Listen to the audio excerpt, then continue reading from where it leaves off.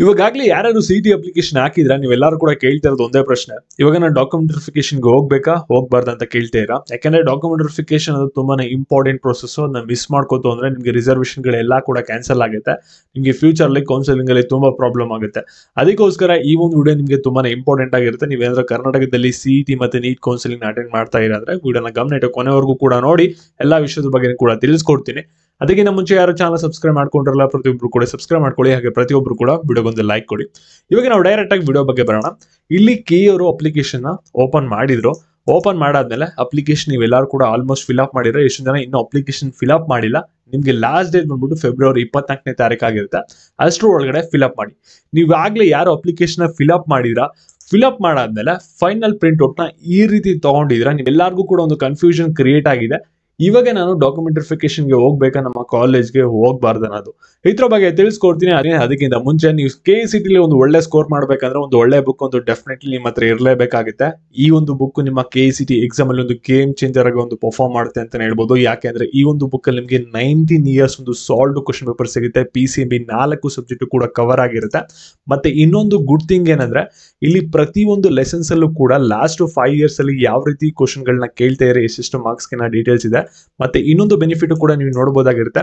2023-24 ಅಲ್ಲಿ ಕ್ಲಾಸ್ 11 ಇಂದ ಎಷ್ಟು ಮಾರ್ಕ್ಸ್ ಕ್ವಶನ್ ಬಂದಿದೆ, ಕ್ಲಾಸ್ 12 ಇಂದ ಎಷ್ಟು ಮಾರ್ಕ್ಸ್ ಕ್ವಶನ್ ಬಂದಿದೆ ಅನ್ನೋ ಒಂದು ಡೀಟೇಲ್ಸ್ ಕೂಡ ಸಿಗುತ್ತೆ. ಇದ್ರ ಜೊತೆಗೆ ನೀವು ನೋಡಬಹುದು ವೈಸ್ ಕ್ವಶನ್ ಗಳನ್ನ ಸೆಗ್ರಿಗೇಟ್ ನ ಮಾಡಿದ್ರೆ, ಅಂದ್ರೆ ಇಲ್ಲಿ ನೀವು ನೋಡಬಹುದಾಗಿರುತ್ತೆ. ಇಲ್ಲಿ 2006 ಇಂದ 2024 ಕೂಡ ಲೆಸನ್ 1 ಇಂದ ಎಷ್ಟು ಕ್ವಶನ್ ಗಳು ಬಂದಿದೆ ಅನ್ನೋ ಒಂದು ಡೀಟೇಲ್ಸ್ ಕೂಡ ನೀವು ನೋಡಬಹುದಾಗಿರುತ್ತೆ. ಲಾಸ್ಟ್ ಅಲ್ಲಿ ಎಕ್ಸ್ಪ್ಲನೇಷನ್ ಕೊಟ್ಟಿದ್ದಾರೆ, ಆ ಒಂದು ಆನ್ಸರ್ ಯಾವ ರೀತಿ ಬಂತು ಅಂತ. ಡೆಫಿನೆಟ್ಲಿ ಈ ಒಂದು ಬುಕ್ ನಿಮಗೆ ತುಂಬಾ ಹೆಲ್ಪ್ ಮಾಡುತ್ತೆ KCET ಎಕ್ಸಾಮ್. ಈ ಒಂದು ಬುಕ್ ನೀವೇನಾದ್ರೂ ಬೈ ಮಾಡ್ಬೇಕಾದ್ರೆ ಡಿಸ್ಕ್ರಿಪ್ಷನ್ ಬಾಕ್ಸ್ ಮತ್ತೆ ಕಮೆಂಟ್ ಸೆಕ್ಷನ್ ಅಲ್ಲಿ ಡೈರೆಕ್ಟ್ ಲಿಂಕ್ ಇರುತ್ತೆ. ಕ್ಲಿಕ್ ಮಾಡಿ ಬೈ ಮಾಡಿ, ಎಕ್ಸ್ಟ್ರಾ ಡಿಸ್ಕೌಂಟ್ ಕೂಡ ಸಿಗುತ್ತೆ. ನಿಮ್ ಮನೆಗೆ ಡೈರೆಕ್ಟ್ ಆಗಿ ಫಿಸಿಕಲ್ ಬುಕ್ ಬಂದು ಸೇರುತ್ತೆ. ಇವಾಗ ನಾವು ಬ್ಯಾಕ್ ವಿಡಿಯೋ ಬಗ್ಗೆ ಬರೋಣ. 3 ಗಂಟೆ ಇಲ್ಲೇನ್ ಬರುತ್ತಲ್ಲ ಇದು ಅಪ್ಲಿಕೇಶನ್, ಇಲ್ಲಿ ಕೆಳಗಡೆ ಏನ್ ಬರುತ್ತಲ್ಲ ಇದು ಕ್ಲೈಮ್ ಡೀಟೇಲ್ಸ್. ಇದು ಕರೆಕ್ಟ್ ಆಗಿದೆಯಾ ಅಂತ ನೀವು ನೋಡ್ಕೋಬೇಕಾಗುತ್ತೆ. ಸರಿನಾ? ಇಲ್ಲಿ ನೋಡಿ ನಿಮ್ಮ register number, name, date of birth, gender, category ಮತ್ತೆ ನಿಮ್ಮ ಒಂದು ಬೇಸಿಕ್ ರಿಸರ್ವೇಶನ್ಗಳು ಎಲ್ಲ ಕೂಡ ಕರೆಕ್ಟ್ ಆಗಿ ಕ್ಲೈಮ್ ಆಗಿದೆ ಅಂತ ನೋಡ್ಕೊಳ್ಳಿ. ಇಲ್ಲಿ ಕೆ ಅವ್ರು ಏನ್ ಹೇಳ್ತಾ ಇದ್ದಾರೆ ಅಂದ್ರೆ ಇದನ್ನ ವೆರಿಫೈ ಮಾಡ್ಕೊಳ್ಳಿ ಅಂತ ಹೇಳ್ತಾ ಇರೋದು ನಿಮ್ಗೆ. ಸರಿನಾ? ಇದನ್ನೇ ಡಾಕ್ಯುಮೆಂಟ್ ವೆರಿಫಿಕೇಶನ್ ನಡೀತಾ ಇರೋದು, ಈ ಒಂದು ಡೀಟೇಲ್ಸ್ ಕಲ್ಲ. ಸರಿನಾ? ಇಲ್ಲಿ ಕ್ಯಾಸ್ಟ್ ಇನ್ಕಮ್ ಬಂದ್ಬಿಟ್ಟು ಆನ್ಲೈನ್ ವೆರಿಫೈ ಆಗುತ್ತೆ. ಇದ್ರ ಬಗ್ಗೆ ನಿಮ್ಮ ಕಾಲೇಜ್ ಅವರು ಕೂಡ ಏನೂ ಮಾಡಕ್ಕಾಗಲ್ಲ. ನಿಮ್ಮ ಅಪ್ಲಿಕೇಶನ್ ಏನ್ ಹಾಕ್ತೀರಾ ಅದೇ ಫೈನಲೈಸ್ ಆಗುತ್ತೆ. ಅವರು ನಾಡ ಕಚೇರಿ ಕಡೆಯಿಂದ ಡಾಟಾನ ಫೆಚ್ ಮಾಡ್ಕೊಂಡು ಅಲ್ಲೇ ಆನ್ಲೈನ್ ವೆರಿಫೈ ಮಾಡ್ಕೊಡ್ತಾರೆ. ಇದನ್ನ ನೀವೇನು ಚೇಂಜ್ ಮಾಡಕ್ಕಾಗಲ್ಲ. ಅದಕ್ಕೆ ಅಪ್ಲಿಕೇಶನ್ ಫಿಲ್ ಅಪ್ ಮಾಡ್ಬೇಕಂದ್ರೆ ಕರೆಕ್ಟ್ ಆಗಿ ಇನ್ಕಮ್ ಮತ್ತೆ ಕ್ಯಾಸ್ಟ್ ಎಂಟರ್ ಮಾಡಿ ಅಂತ ಹೇಳೋದು. ಕ್ಲೈಮೇಟ್ ಸ್ಟಡಿ ಇಯರ್ಸ್ ಸಮರಿ ಇನ್ ಕರ್ನಾಟಕ ಅಂತ ಇದೆಯಲ್ಲ, ಇದನ್ನ ಕೆ ಅವ್ರು ಹೇಳ್ತಾ ಇರೋದು ಡಾಕ್ಯುಮೆಂಟ್ ವೆರಿಫಿಕೇಶನ್ ನ ಮಾಡಿಸ್ಕೊಳ್ಳಿ ಅಂತ. ಇಲ್ಲಿ ಕನ್ನಡ ಮೀಡಿಯಂ, ರೂರಲ್, ಲಿಂಗ್ವಿಸ್ಟಿಕ್ ಮತ್ತೆ ರಿಲಿಜಿಯಸ್ ಮೈನಾರಿಟಿ ಯಾರು ಕ್ಲೈಮ್ ಮಾಡಿದಿರಾ, ಸೀರಿಯಲ್ ನಂಬರ್ 2, 3, 4, 5 ಇವರೆಲ್ಲರೂ ಕೂಡ document verification must and should attend ಮಾಡಲೇಬೇಕಾಗುತ್ತೆ. ಸರಿನಾ? ಮತ್ತೆ ನೀವೇನಾದ್ರೂ ಈ 4 ರಿಸರ್ವೇಶನ್ ಗಳನ್ನ ಕ್ಲೈಮ್ ಮಾಡಿಲ್ಲ, ಬರೀ ಸ್ಟಡಿ ಇಯರ್ಸ್ ಇನ್ ಕರ್ನಾಟಕ ಮಾತ್ರ ಕ್ಲೈಮ್ ಮಾಡಿದಿರಾ ಅಂದ್ರೆ ಇಲ್ಲಿ ಒಂದು ಕಂಡೀಷನ್ ಹಾಕಿದ್ರೆ, 2 ಕಂಡೀಷನ್ ಹೇಳಿದ್ರೆ, ಯಾರು ಅಟೆಂಡ್ ಮಾಡಬೇಕು, ಯಾರು ಅಟೆಂಡ್ ಮಾಡಬಾರ್ದು. ಈ ಒಂದು ಕೇಸಲ್ಲಿ ಬರೀ study years in Karnataka claim ಮಾಡಿರೋರು ಅಂತ ಇಲ್ಲಿ ಕೊಟ್ಟಿದ್ದಾರೆ ನೋಡಿ. ಸ್ಯಾಟ್ಸ್ ಐಡಿಯಿಂದ ನಿಮ್ಮ ಒಂದು ಡೀಟೇಲ್ಸ್ ಏನಾದ್ರು ಫೆಚ್ ಆಗಿದೆ ಅಂದ್ರೆ ನೀವು ಡಾಕ್ಯುಮೆಂಟ್ ವೆರಿಫಿಕೇಶನ್ ಅಟೆಂಡ್ ಮಾಡೋ ಆಗಿಲ್ಲ. ಅದರಲ್ಲಿ ಇನ್ನೂ ಒಂದು ಕಂಡೀಷನ್ ಕೂಡ ತಂದಿದ್ರೆ, ಆ ಒಂದು ಕಂಡೀಷನ್ ಏನಿದೆ ಅಂದ್ರೆ ನಿಮ್ಮ ಒಂದು ಸ್ಟಡಿ ಡೀಟೇಲ್ಸ್ ಬಂದ್ಬಿಟ್ಟು ಒಂದು 7 ಇಯರ್ಸ್ ಫೆಚ್ ಆಗಿರ್ಬೇಕು. ಇಲ್ಲಿ ಕೇಳ್ಬೋದು ಇವ್ರದ್ದು 9 ಇಯರ್ಸ್ ಫೆಚ್ ಆಗಿದೆಯಲ್ವಾ, ಕೆ ಅವರು ಹೇಳಿರೋದು 7 ಇಯರ್ಸ್, ಹಾಗಾದ್ರೆ ಇವ್ರು ಡಾಕ್ಯುಮೆಂಟ್ ವೆರಿಫಿಕೇಶನ್ ಅಟೆಂಡ್ ಮಾಡೋ ಹಾಗಿಲ್ವಾ, ಕಾಲೇಜ್ಗೆ ಹೋಗೋ ಹಾಗಿಲ್ವಾ ಅಂತ ನೀವು ಕೇಳ್ಬೋದು.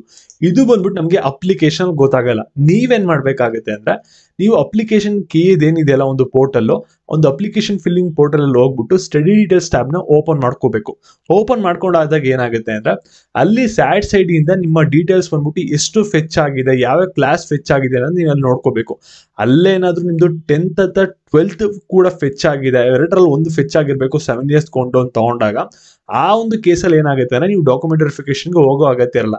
ಇವಾಗ ಜಸ್ಟ್ ನಿಮ್ದು 1 to 9th ಮಾತ್ರ ಫೆಚ್ ಆಗಿದೆ ಸ್ಯಾಟ್ ಸೈಡ್ ಇಂದ ಅಂದ್ರೆ ನೀವು ಹೋಗ್ಬೇಕಾಗುತ್ತೆ. ಯಾಕಂದ್ರೆ ನಿಮ್ದು 10th ಕೂಡ ಫೆಚ್ ಆಗಿಲ್ಲ ಮತ್ತೆ 12th ಕೂಡ ಫೆಚ್ ಆಗಿಲ್ಲ. 2ರಲ್ಲಿ ಒಂದು ಫೆಚ್ ಆಗಿದ್ರೆ ಮಾತ್ರ ನೀವು ಹೋಗೋ ಅಗತ್ಯ ಇರಲ್ಲ. ಏನಾದ್ರು 2ರಲ್ಲಿ ಒಂದು ಫೆಚ್ ಆಗಿಲ್ಲ ಅಂದ್ರೆ ನೀವು ಹೋಗ್ಲೇಬೇಕಾಗುತ್ತೆ. ಸರಿನಾ? ನೀವು ಡಾಕ್ಯುಮೆಂಟ್ ವೆರಿಫಿಕೇಶನ್ ಎಲ್ಲ ಕೂಡ ಮಾಡಿಸ್ಕೊಂಡು ಬಂದಾದ್ಮೇಲೆ ಏನಾಗುತ್ತೆ ಅಂದ್ರೆ ಇಲ್ಲಿ ವೆರಿಫೈಡ್ ಬೈ ಕಾಲೇಜ್ ಅಂತ ಈ ರೀತಿ ನಿಮ್ಗೆ ಒಂದು ಸ್ಲಿಪ್ ನ ಕೊಡ್ತಾರೆ, ಸ್ಟಡಿ ರೆಫರೆನ್ಸ್ ಸ್ಲಿಪ್ ಅಂತ ಕೊಡ್ತಾರೆ. ಈ ರೀತಿ ಇತ್ತು ಅಂದ್ರೆ ನೀವು ಡಾಕ್ಯುಮೆಂಟ್ ವೆರಿಫಿಕೇಶನ್ ಮುಗ್ದಿದೆ, ನೀವು ನೆಕ್ಸ್ಟ್ ಒಂದು ಆಲ್ ಟಿಕೆಟ್ ನ ಡೌನ್ಲೋಡ್ ಮಾಡ್ಕೋಬಹುದು ಅಂತ ಅರ್ಥ ಬರುತ್ತೆ. ಸರಿನಾ? ಮತ್ತೆ ಇನ್ನೊಂದು ಏನಂದ್ರೆ ಡಾಕ್ಯುಮೆಂಟ್ ವೆರಿಫಿಕೇಶನ್ಗೆ ಯಾವುದೇ ತರದ ಲಾಸ್ಟ್ ಡೇಟ್ KA ಕಡೆಯಿಂದ ಅನೌನ್ಸ್ ಮಾಡಿಲ್ಲ. ನೀವು ಆರಾಮಾಗಿ ಒಂದು ಡಾಕ್ಯುಮೆಂಟ್ ವೆರಿಫಿಕೇಶನ್ ನೀವು ಯಾವಾಗ ಬೇಕಾವಾಗ ಮಾಡಿಸ್ಕೋಬಹುದಾಗಿರುತ್ತೆ. ಮುಂದಿನ ತಿಂಗಳಲ್ಲಿ ಕೂಡ ಮಾಡಿಸ್ಕೋಬಹುದಾಗಿರುತ್ತೆ. ಏನು ಕೂಡ ತೊಂದರೆ ಇಲ್ಲ. ಸರಿನಾ? ಮತ್ತೆ ನಿಮ್ಗೆ ಏನಾದ್ರು ಪೇಯ್ಡ್ ಮೆಂಬರ್ಶಿಪ್ ಬೇಕು ಅಂದ್ರೆ ಈ ಒಂದು ನಂಬರ್ಗೆ ವಾಟ್ಸ್ಆಪ್ ಮಾಡಿ. ಮತ್ತೆ ಇದೇ ರೀತಿ ಅಪ್ಡೇಟ್ಸ್ ಬೇಕಂದ್ರೆ ಚಾನಲ್ ಸಬ್ಸ್ಕ್ರೈಬ್ ಮಾಡ್ಕೊಳ್ಳಿ. ಧನ್ಯವಾದಗಳು.